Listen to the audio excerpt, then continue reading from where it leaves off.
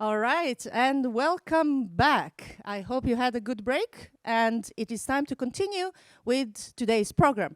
First of all, on this stage, we will have Lisha Prehn next, and audio workshop in person only is taking place on the second floor in our room. So make sure to go and check that as well.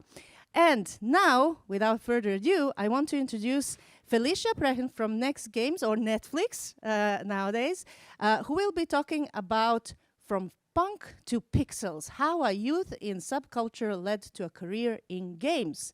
Lisha, the floor is yours. Hello. Yeah, so the title is kind of self-explanatory. We're going to talk about punk rock. We're going to talk about fighting the system, and we're not going to question my outfit or anything like that because I'm definitely not a sellout who really just wanted to pay their rent. All right, my pronouns are they, them. I work for Next Games, a Netflix game studio somehow, and so let's jump in.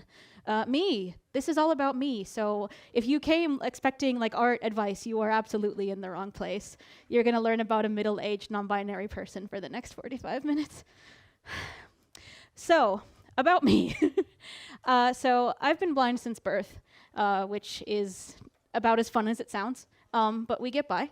I came out, I grew up in a very low income family, and I feel like that's kind of a really important thing to emphasize here because in Finland especially, there's a lot of kind of income equality. There's also income inequality, which I've seen over the time that I've been here, which is 12 years now, which is insane. But when I joined the game industry, it felt like I was meeting a lot of people who came from very economically stable backgrounds, and I immediately felt like an outsider on that ground alone, let alone any other aspects of my identity. And I don't think this income angle gets talked about nearly enough, but we'll get more into that later. I came out as queer at 14, to the surprise of literally no one looking at this outfit. And that's come with its own fun and challenges as well, but I'm very proudly non-binary and proudly pansexual. Yesterday was the National Coming Out Day, so congratulations to anyone who utilized that opportunity. I was always aware of the fact that I was super different. I never had any ambitions of fitting in. Maybe as a teenager, when you're going through that phase when everyone is going to parties or whatever and you're not, there was a moment where I was like, man, I wish I was normal. But when I finally found my people, that kind of understanding and feeling of what is normal kind of went away, but we'll get into that later. I learned at a very young age, because of my background and because of the challenges that I was kind of born with, that I needed to speak for myself because no one of the adults around me at school or even in my family was going to necessarily speak for my needs. I learned that if I was going to manage and survive and succeed and do basically anything in this world, it was going to involve speaking up for myself, knowing what I need, being able to communicate my needs, and just trying my best to be heard. So being born kind of with any kind of disability or socioeconomic difficulties, it affects people in different ways, right? So some people kind of purposely stay off to the side and purposely stay marginalized to fly under the radar. They're afraid of what might happen to them if they try to speak up. Others of us, hello, I'm others of us, use that opportunity to try to make a difference with their own life, because I didn't want to be a statistic, but I'll get into that later. So I grew up playing PC games and also the original NES, Nintendo Entertainment System, for those of you who don't like acronyms. And then later on, I got a Nintendo 64. I had an older brother, and he was playing a lot of Doom and Wolfenstein and all these different things, and I grew up watching that as a child that probably shouldn't have been seeing those things at the age that I did. But it kind of became the catalyst for a lifelong passion of playing games and finding games that I could play, which was very exciting. I fell in love with Green Day and with Blink-182 when I was very young, because in the 90s, when kind of pop punk became a relatively mainstream thing, it hadn't been for a long time. Quick music history, I guess. Rock and roll was rock and roll in the 60s, and then the Ramones happened. And then that was a big deal. But then the 80s happened, and everything was metal and hair metal and Poison and Motley Crue and all of this stuff that, like, your dad listens to. And then, sorry if you're your dad. And then in kind of 1990, 1991, Nirvana came and blew everything up again. And while all of this was happening in the mainstream, there was, of course, plenty of things happening in subculture and in punk rock. There was Descendants, there was All, there was Minor Threat, there was Fugazi, there was all of these bands, but they weren't getting kind of the same mainstream success. I was also not alive, so I couldn't have enjoyed them.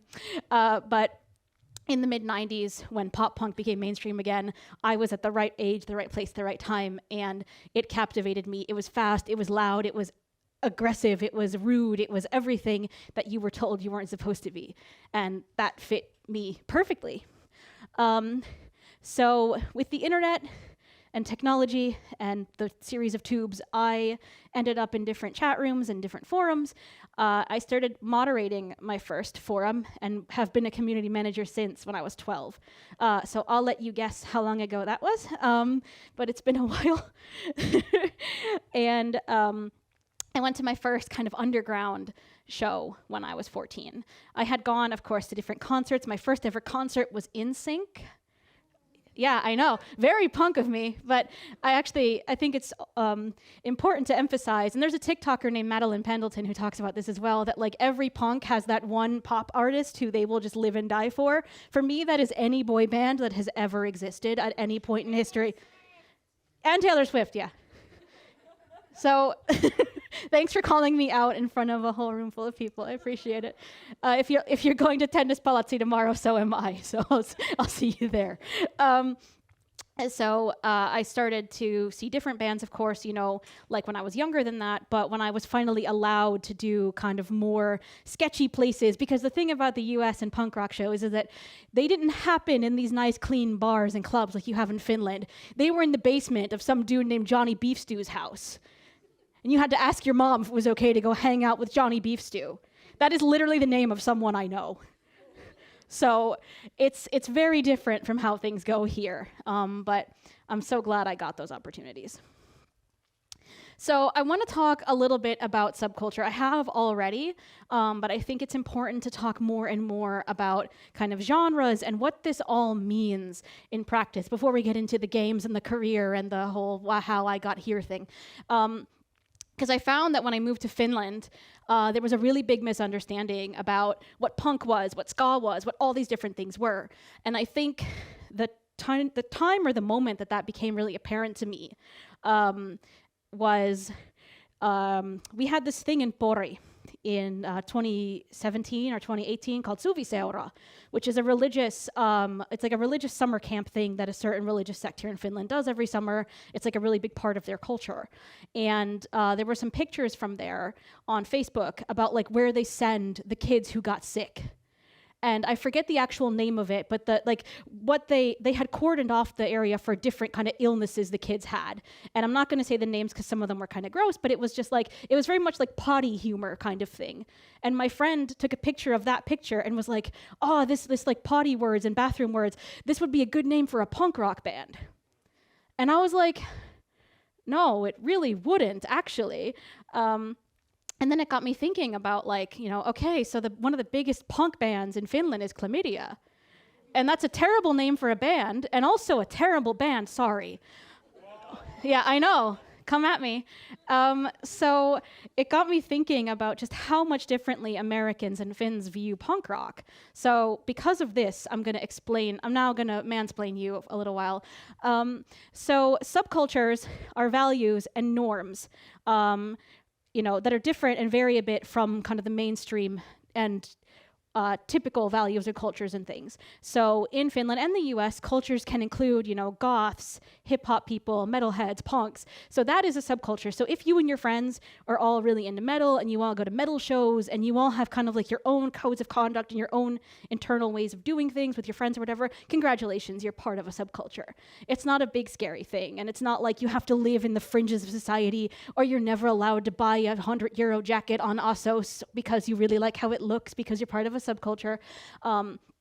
But it goes deeper than that. It very much comes down to kind of morals and values and the things you love and the things you're passionate about. So for me, and what attracted me to punk rock is the DIY or do-it-yourself mentality. So the idea that you can just do things. Your band can suck and that's fine. You know, your game cannot be very good and that's fine. Your art cannot be very good, that's fine. You're still gonna put it out in the world, you're still gonna do it. You might not have the best tools, the most professional equipment, the top of the line, whatever. You're still gonna do things, and you're not gonna wait and stop yourself from doing it because you don't have, you know, the same resources, or it's not gonna be as good as, you know, if you're a game, like a one-man game company, if you will, you're not gonna not make a game because it's not gonna be good, as good the first time around as Returnal. That wouldn't make any sense, right? So you're gonna try and do things and do them yourself.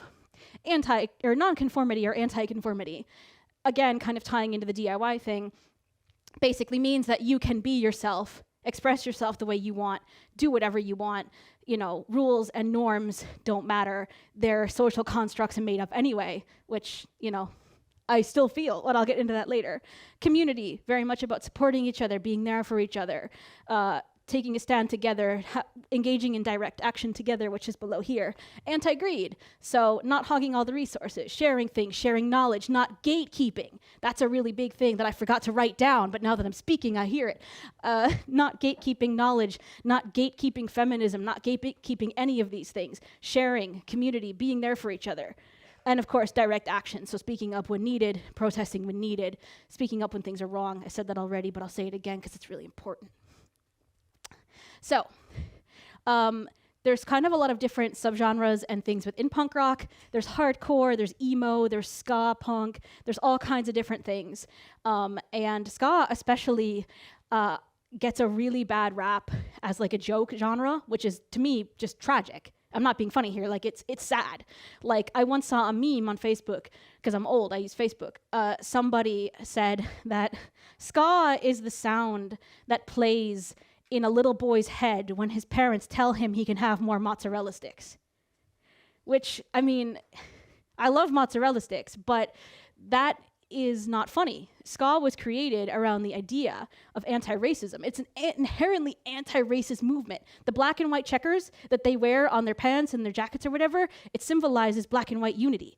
It's one of the most powerful and kind of disruptive music genres out there, and it's so misunderstood, especially here in Finland. So I wanted to include this because I feel like when we talk about, you know, diversity and inclusion in our games and in society, like we need to remember that it's everywhere, and a lot of things that we think are just there, they're just songs, they're just whatever, they're just games. They have more meaning to them than that. So Riot Girl is another thing that we need to talk about here. And I'm doing a lot of foreshadowing in this presentation. I'm taking a lot of lessons from like narrative design. I'm foreshadowing. This is very exciting. Riot Girl was a punk rock movement from the early 90s that focused very much on feminism and kind of the woman's place in punk rock, because there was and still is a heck of a lot of sexism. And this genre went out there to stop that and to address it head on. So you had bands come out of that like L7, like Bikini Kill. Kathleen Hanna of Bikini Kill has been to Helsinki a bunch of times. Bikini Kill themselves have been to Helsinki, I think a couple of years ago at Flow Festival. She's also married to a Beastie Boy, which is kind of exciting. I bet you heard of them, huh? So they wanted to increase female visibility in the scene. But one of the biggest criticisms of Riot Girl was that it only focused on women, and that it left out, or a very specific kind of white woman, I should say. And it left out, for example, women of color and trans women and women from different backgrounds. So we're going to come back to this. But again, like punk rock has had so many variations and subgenres and subcultures within the subculture. So my life as a punk and everything that I got to do, the bad.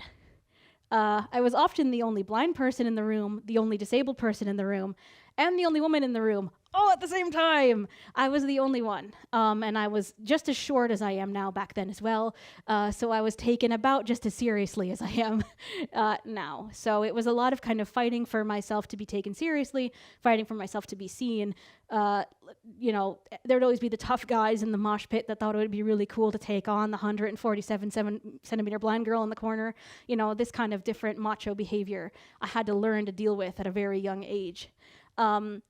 I faced a lot of like different kinds of sexism and questioning how well I knew bands, which I haven't had as much in games, which is really interesting because I know that there's a reputation that like if you're a female player, that a lot of people are going to be like, oh, you like Zelda? Name every pixel in the game. What's it called in the what's it called in the file? Like, but I had that once. I met someone at a show once, and he asked me a list of my favorite bands. And I mentioned the band Sam I Am. If you know who they are, you're really cool. And they're still one of my favorite bands, actually. And he was like, have you ever seen them live? And I was like, no, actually. And mind you, Sam I Am's like peak was when I was like 7 years old. And he's like, have you ever seen them live? And I was like, no. And he's like, then how can you call yourself a real fan? And I was like, I don't know. Like I have their albums and I listen to them all the time. And he just kind of laughed at me and he's like, yeah, we can talk again when you've seen them. And I was like, all right, I guess we're never talking again then. Goodbye. And it's funny because I have all of their albums on vinyl. I listen to this band like at least once a week, but I'm not a real fan. You have to understand. I'm not really a fan. So I was also once kicked out of a show because somebody thought that I was pretending to be blind and asking for stuff, for just to take advantage of the system or whatever, which is a really common argument in the States. We don't have any trust amongst each other. It's really sad. But I was kicked out. My friend had paid for early entry to see a band. I went with her and I asked from the band's tour manager if it was okay that I could go in early with her. He said, yeah, no problem. He understood the situation. But then some security guard, venue worker, came over and was like, hey, you're lying. You need to leave. And actually kicked me out, which was not fun because, like I said, in the States, these gigs don't happen in like nice places. So I was in kind of a dangerous place alone. Thankfully, I knew the venue owner. I was able to get that guy fired and get back in. I know how to be a Karen when I'm part of it. That is the alternative title to this presentation. But yeah, so that kind of stuff happened and it wasn't fun and it wasn't cool. But when you go through things like that, you learn how to deal with all kinds of people and all kinds of situations. And mind you, when all these things were happening, I was like 17. I wasn't an adult. I was a teenager, literally a literal child, if you will, navigating all of these spaces and all of these situations that a lot of people don't have to really deal with until they enter university or the corporate world. And by the time I was an adult, I was jaded and had seen it all. But it wasn't all bad. So the good about growing up in this subculture and in these communities is that because it's very much focused on DIY and kind of doing things no matter what, I started booking shows when I was like 15 or 16. I approached different places that had space and was like, hey, can we put a PA and some bands here and charge $5 and I'll give you $2 and then we'll give the bands $2 and then I'll keep $1 and this kind of thing. So, and obviously our tax offices don't love this stuff, but I feel like when you're a teenager, we think about these things kind of less. Of course, it's still like if you were an adult doing this, there'd be an expectation to pay taxes, but it's just a different thing compared to Finland. Like I can't see anything like that happening here. But at such a young age, people did that kind of thing. And when you're organizing shows, you gain a lot of skills with communication, with kind of business, with project management, because every gig you organize is basically like a mini project. And so even though you're not doing these things formally for like a big company, I feel very strongly that experience still counts. So imagine my surprise when I moved to Finland and I went to the unemployment office and I was like, yes, I've been organizing shows since I was a teenager. I have many project management skills. And the lady behind the desk was like, yes, but do you have a degree? I was like, no. So, but thankfully, when you find the right employers and the right people, they will see your skills, no matter how you got them and where they came from. Another good, I made lifelong friends from all kinds of backgrounds. My first ever friend when I moved to Finland, I had never met before. I met because I reached out to one of my friends who toured here a bunch of times. And I was like, hey, you have friends in Finland. I'm moving there. Who can I be friends with? And he's like, okay, go on my Facebook friends. And anyone whose name starts with a J is probably Finnish. So I picked one. and we're still friends. And he's really cool. He actually works at Sanomatalo. I might meet him later. Like it's cool. We're very approachable, and that's part of our community and part of our sense of kind of like, you know, sticking together is like, if someone says, hey, I'm going to a new place, I don't know anyone, naturally we're gonna do what we can to make sure that they know somebody, and you can trust them because they're a punk too. They like the same bands, they grew up in the same scenes, they know the rules. So I got to travel the country as a blind person, and an underage blind person for a lot of the time, which was really scary and really awesome at the same time. I recommend any chance you get to travel, do it. And most of my time traveling was actually like in a 15-passenger van sleeping on the floor. It wasn't glorious, or glamorous or luxurious in any way. It was as punk as it gets. So I learned about different causes, I learned about different worldviews, I learned so much because so many in the US, punk, ska, hardcore lyrics, they're very political. They talk about deep issues, things that you don't really think about, that are much different from, you know, Chlamydia, the band. So it's totally a different world, but it educates you so much.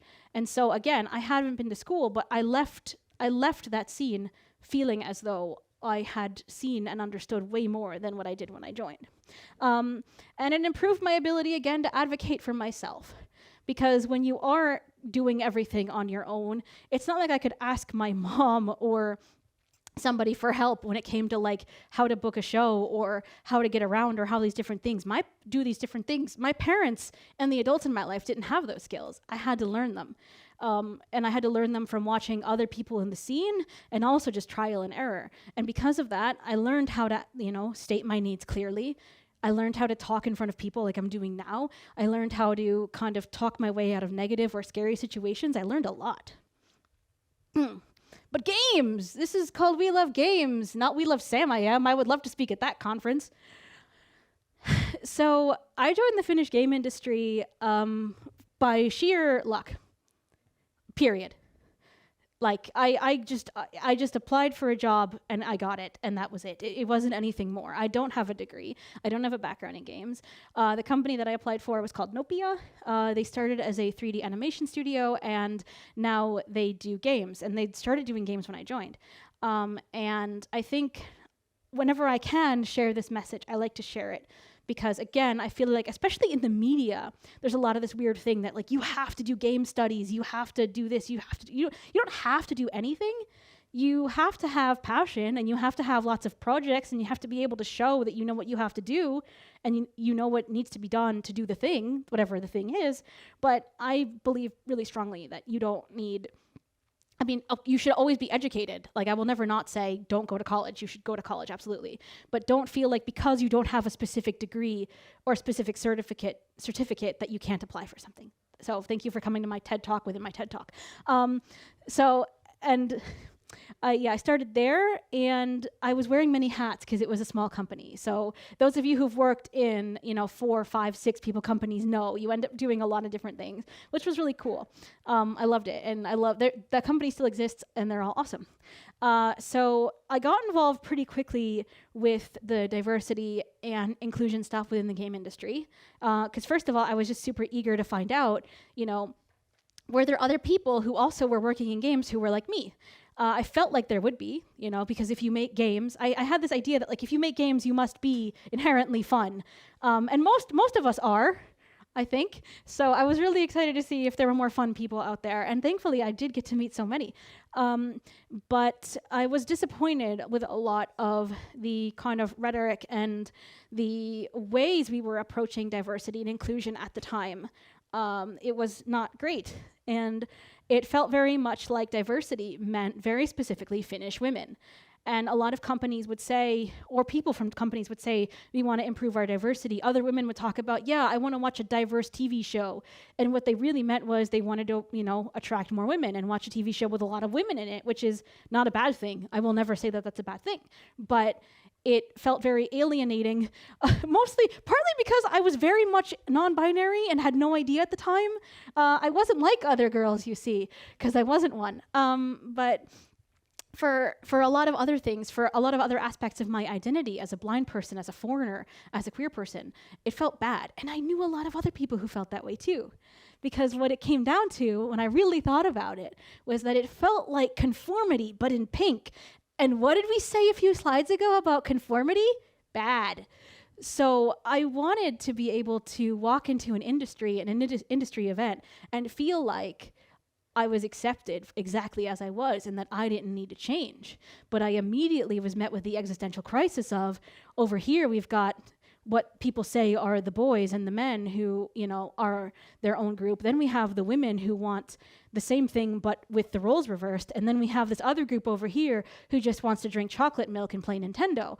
And I wanted to be in that group. I didn't want anything. I wanted people to be able to show up and be who they were. So I wanted to pave the way for future people who were different, because games should be for everybody, right? We all make games, we all play games. There's no such thing as one kind of person who plays a game or one kind of person who makes a game. So why can't all kinds of people be advocated for? Why can't all kinds of people do things together? Why does it have to be one specific way, men or women? Why can't it be everybody? So I used my voice whenever I could, and it did not make me friends. I will be very clear. None of this is a playbook on how to make friends. So if you want to make friends, abort. Now go outside. But if you want to make change, maybe keep listening. So I joined Women in Games, which is now We in Games at that time.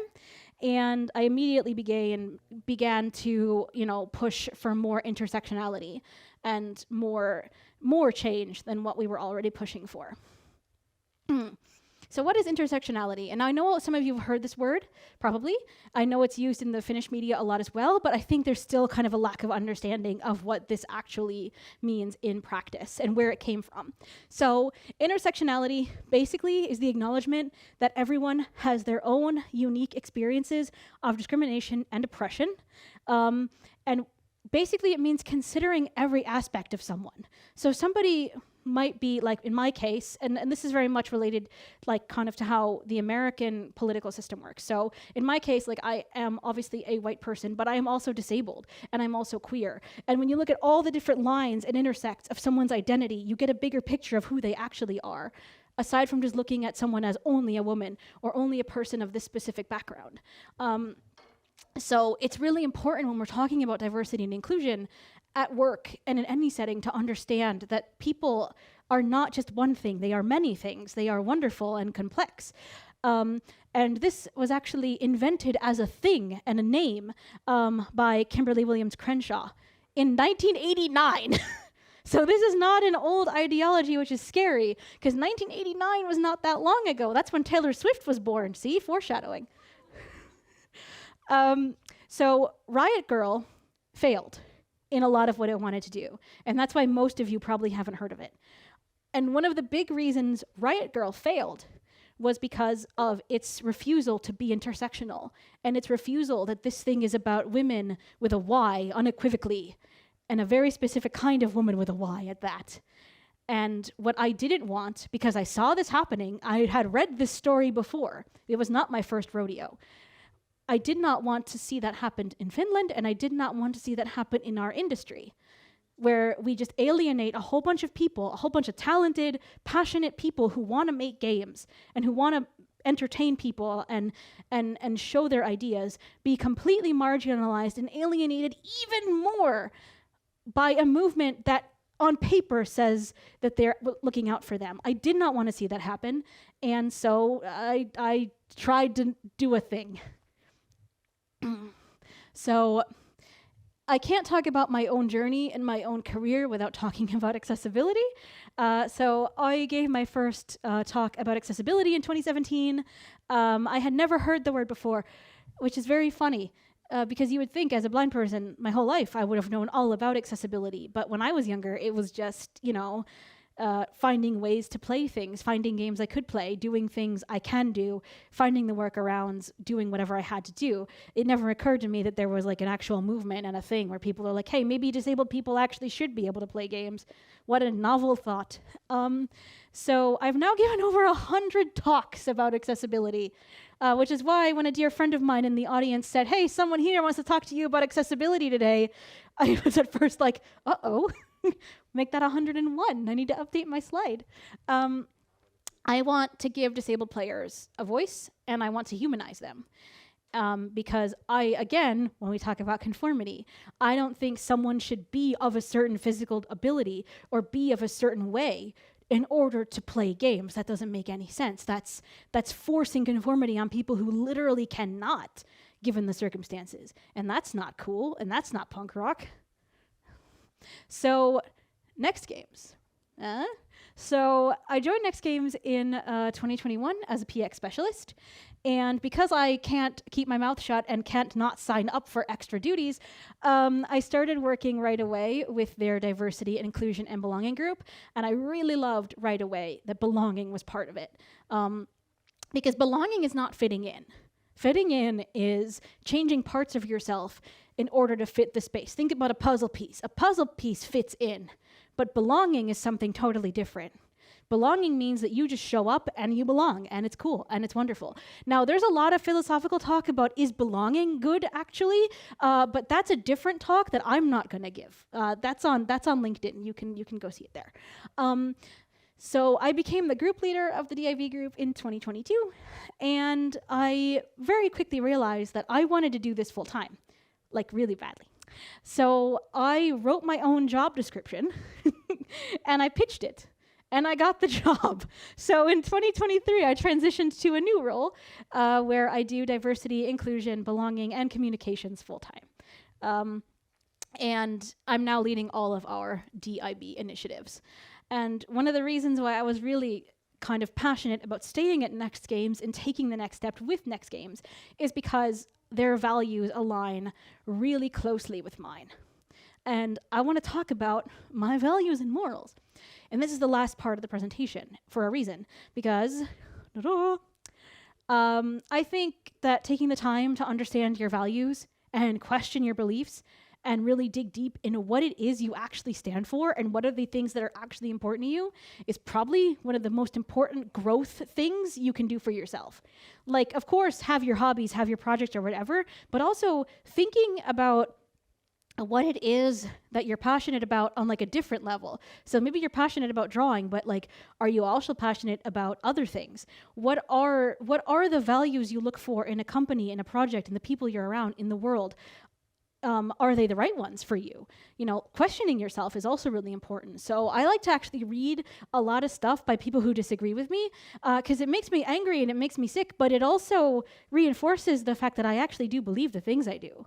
And I think that's really important. So do that. Read books, have conversations, talk to people. If you're not sure about like what your own values are, or you only have like a surface level understanding of the things you actually believe in, I definitely recommend taking the time out to do this. So my personal values are, well, first of all, non-conformity and belonging, which again lines up really nicely with the belonging that I do now at work. So as I said before, being able to be yourself, your most authentic self, show up, wear what you want, do what you want, believe what you want, be your total self, not have to worry that when you walk into a place that your clothes, your attitude, your voice, your mannerisms, maybe you have like a tic or like you have like some kind of neurodiversity and you have a difficult time with like eye contact or whatever, knowing that you can just show up and that's fine, to me, is essential. And I don't want to be a part of any movement or any group where we would judge people for anything like that, because that's not cool and that's not punk rock. So being able to not worry about prejudice, about judgment, about violence, all these things are essential.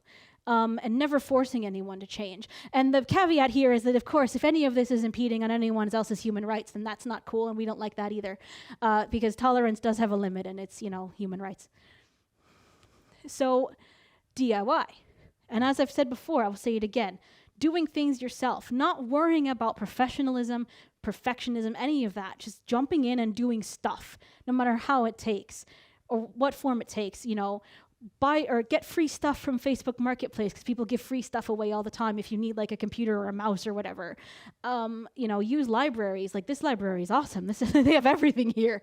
You know, put your minds together with your friends. Use open source tools, free software. Do whatever you have to do. Like, just don't be afraid to do it because the most important thing is that you do the thing. Being clever, you know, and not letting perfectionism stop you. Because that, I know how easy it is for that voice in your head to be like, you can't put this out in the world. Like, it's bad, but it's not bad. Someone's done it worse. And you are automatically in a better place than the person who never did the thing. So courage and caring.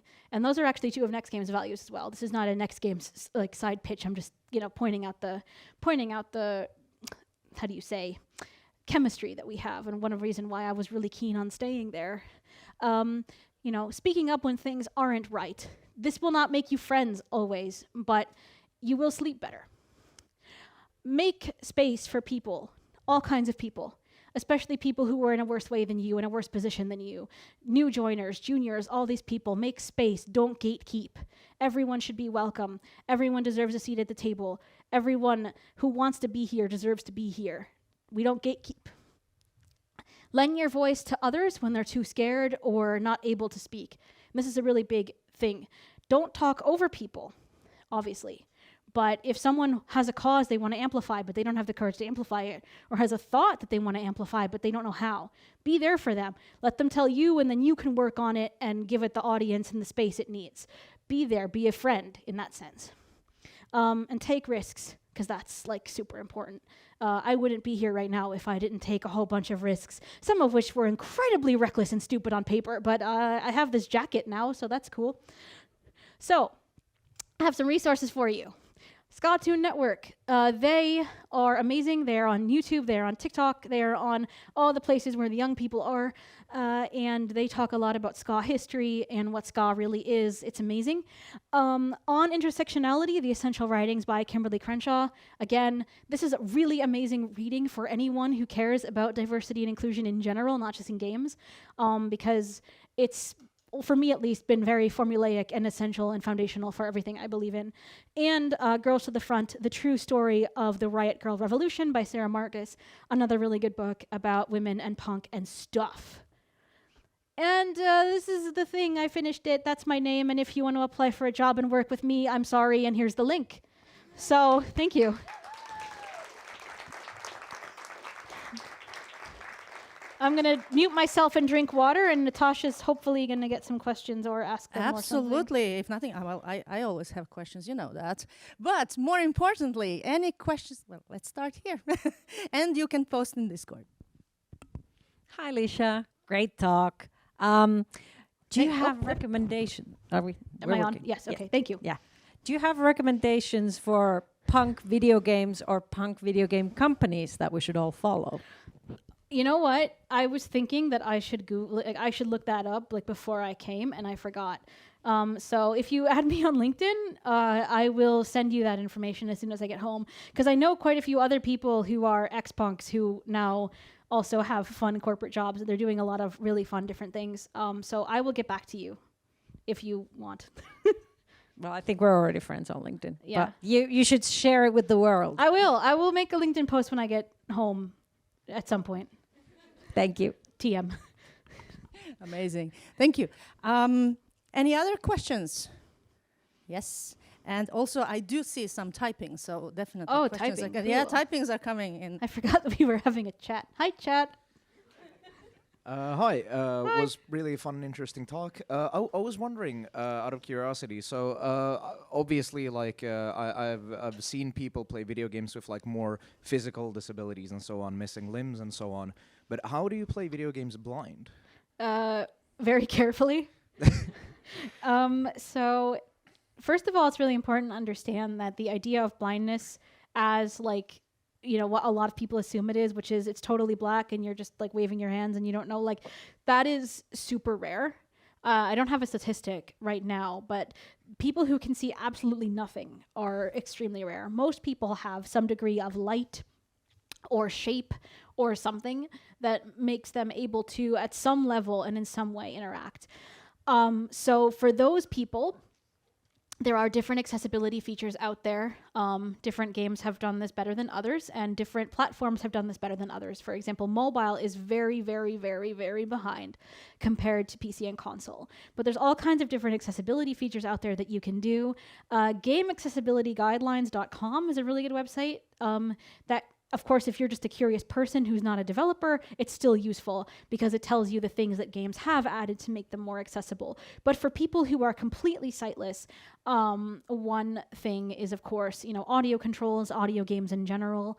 But there's a lot of kind of ingenuity and engineering out there that people have invested a lot of time in over the past 7 or 8 years on this exact topic. So if you're curious about more kind of individual blind players on Twitch, I think there's Steve Saylor? Steve Saylor, that might be his name.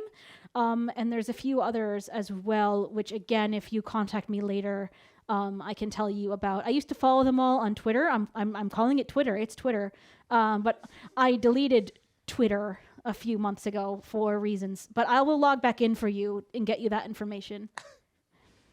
Thank you. You don't have to go through that suffering. Don't worry, I'm good. I would do it for you, though. That's how passionate I am. Unfortunately, I don't think our musky friend allows that anymore. So yeah, let's move on. So there is a question: who is the most inspirational person from an underrepresented background that you want to shout out? Scatoon Network.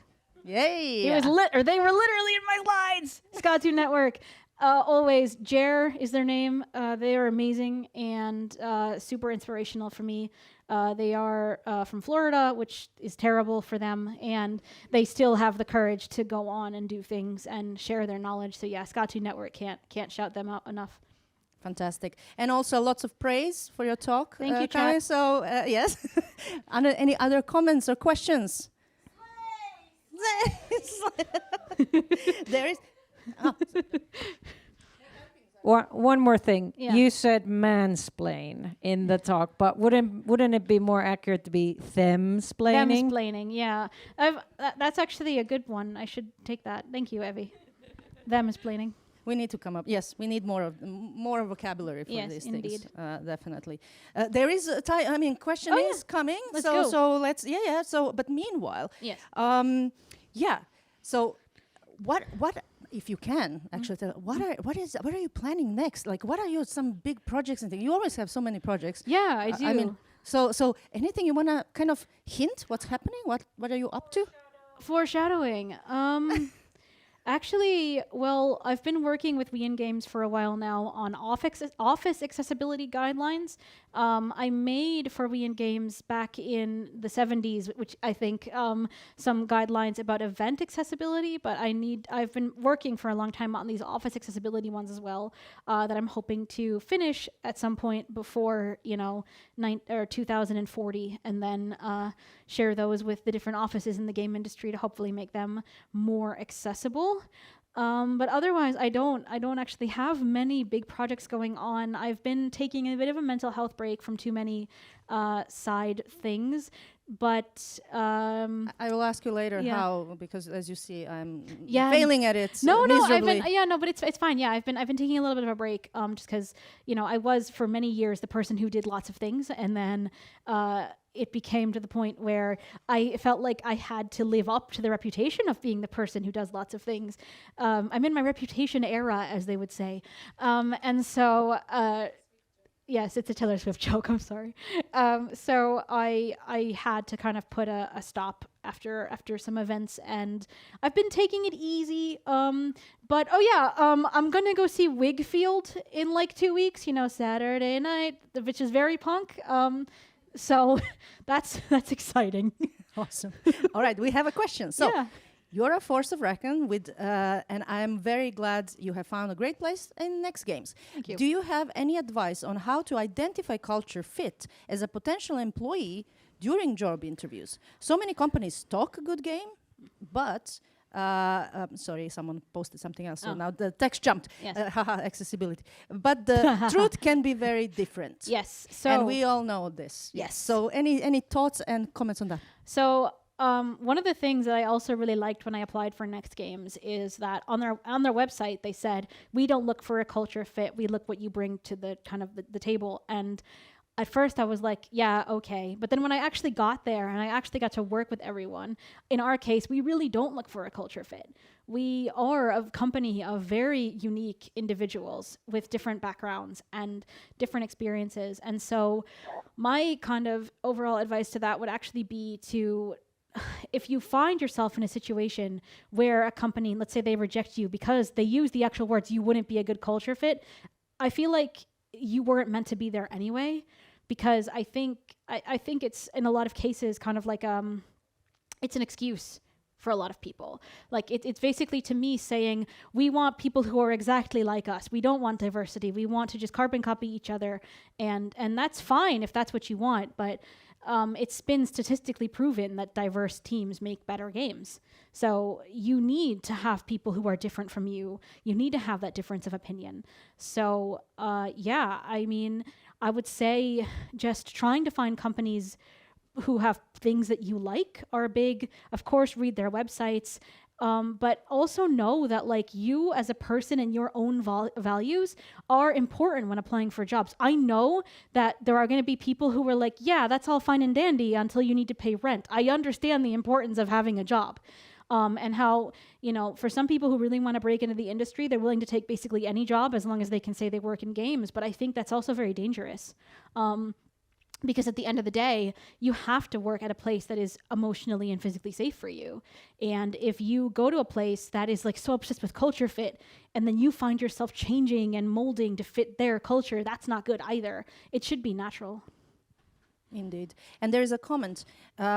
As someone who transitioned while working in the same company, I do at times get a feeling that I have done it before applying. My chances to get hired in a game company could have been lowered, since the industry can still be a bit of boys' club.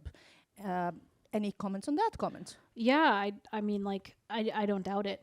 Like, I don't doubt that it's incredibly like difficult to, you know, have to go through, you know, transition in general, but to have to do it, you know, with thinking about employment in mind and stuff is super hard. And I guess my advice would be that you are awesome the way you are. And if anyone, you know, would not be supportive or would, you know, treat you differently because of that, then you don't deserve them in your life.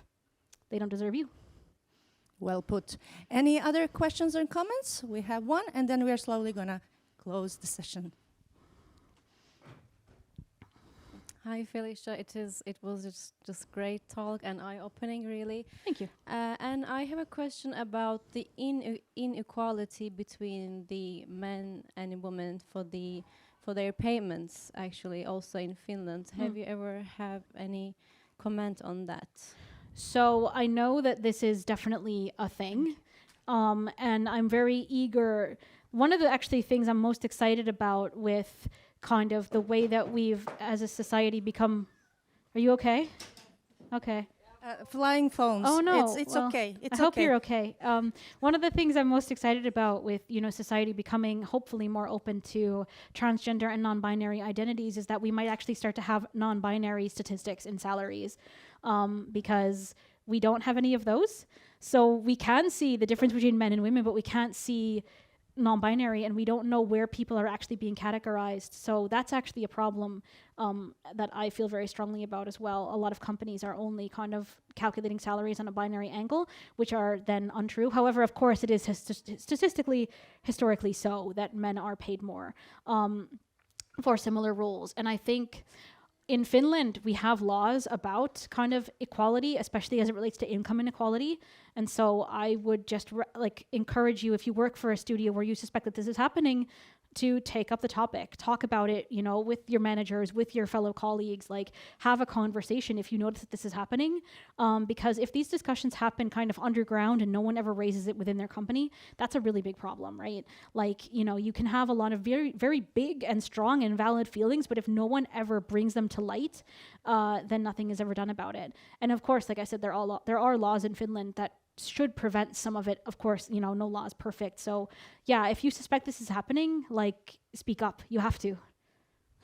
And also to give a comment on that further as we are closing words. Also remember that you are not alone. There are lots of communities here, as you know, especially in Finland. There are so many organizations and overall like fellow devs doing working together. And again, you are just knowing that you are not alone. Reach out, be part of the community. Especially in Finland, We in Games Finland is one of those amazing organizations that you can reach out to. And also, well, we love games. It's more international, but also we are from Finland. So again, don't be a stranger. Make sure that you, again, know that you are not alone. Reach out. We are here. Yeah. Thank you, Lisha, so much. And she's here anyway, so you can continue these discussions forward.